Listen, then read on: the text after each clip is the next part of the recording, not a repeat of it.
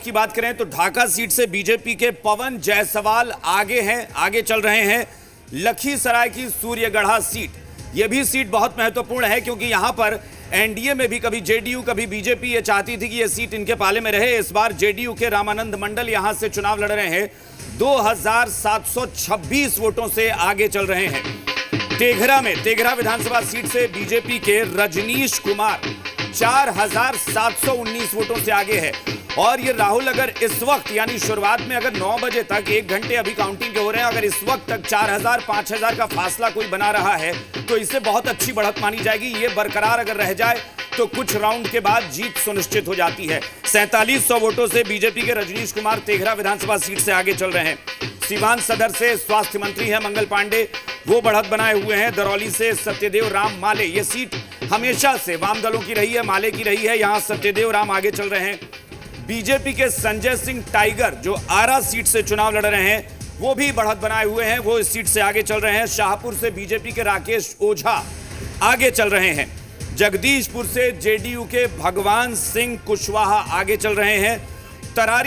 Tarari seat भी महत्वपूर्ण है क्योंकि पिछले दिनों उपचुनाव हुआ था और वहां से विशाल प्रशांत चुनाव जीते थे और अब इस चुनाव में भी विशाल प्रशांत आगे चल रहे हैं। संदेश से जेडीयू के राधा चरण शाह बढ़त बनाए हुए हैं, वो इस सीट से आगे चल रहे हैं। राहुल, बिल्कुल अभिषेक, और आमतौर पर जो हम देखते हैं कि जब शुरुआती रुझान भी आते हैं तो ये जो नंबर्स हैं वो ऊपर नीचे होते रहते हैं, लेकिन यहाँ अगर देखें तो शुरुआती दौर में ही जो एनडीए ने बढ़त बनाई है वो बढ़त लगातार बरकरार है। भले जो फासला है आईएनडीआई और एनडीए में वो कम ज्यादा जरूर हो रहा है, लेकिन बढ़त लगातार एनडीए बनाए हुए हैं फिलहाल। बिल्कुल राहुल, बिल्कुल बढ़त बनाए हुए हैं। और सबसे बड़ी बात है कि अगर ओवरऑल सीटों की बात करें तो ये तो परिणाम समय के साथ बदलते रहेंगे, लेकिन अगर कोई उम्मीदवार, व्यक्तिगत तौर पर किसी उम्मीदवार की अलग अलग बात करें तो उम्मीदवार ने अगर शुरुआती राउंड में बढ़त बहुत ज्यादा बना ली है तो फिर समय के साथ उसको पाटना बहुत मुश्किल हो जाता है।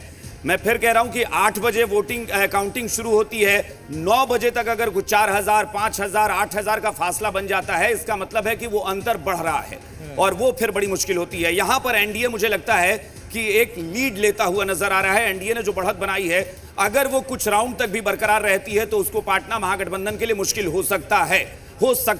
आगे पाट लिया जाए तो अलग बात है।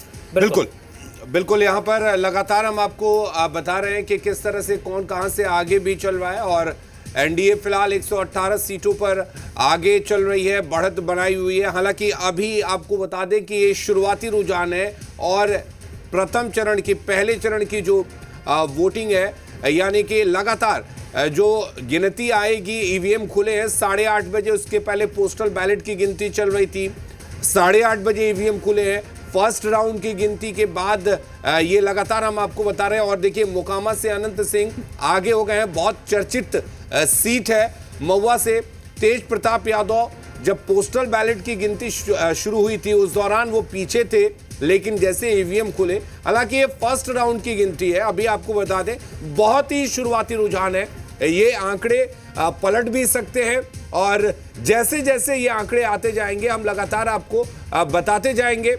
लेकिन फिलहाल एक तरह से जो टक्कर है वो कांटे की ही दिख रही है, बहुत ज्यादा फासला रुझानों में भी नहीं है और एनडीए 118 और जबकि अब महागठबंधन की बढ़त भी लगातार बढ़ती जा रही है 82 सीटों पर। हालांकि आरजेडी महागठबंधन में सबसे बड़ी पार्टी, तो इधर बीजेपी एनडीए में सबसे बड़ी पार्टी रुझानों में दिख रही है। तो इस तरीके से लगातार उम्मीदवारों के नाम भी हम आपको बता रहे हैं। मैनार से जेडीयू के उमेश कुशवाहा आगे चल रहा है, एक के बाद एक जैसे जैसे रुझान आते जा रहे हैं हम आपको बता रहे हैं। और न्यूज रूम का रुख कर लेते हैं, अभिषेक हमारे साथ जुड़े हुए। अभिषेक, क्या कुछ बड़ी खबर है आपके पास?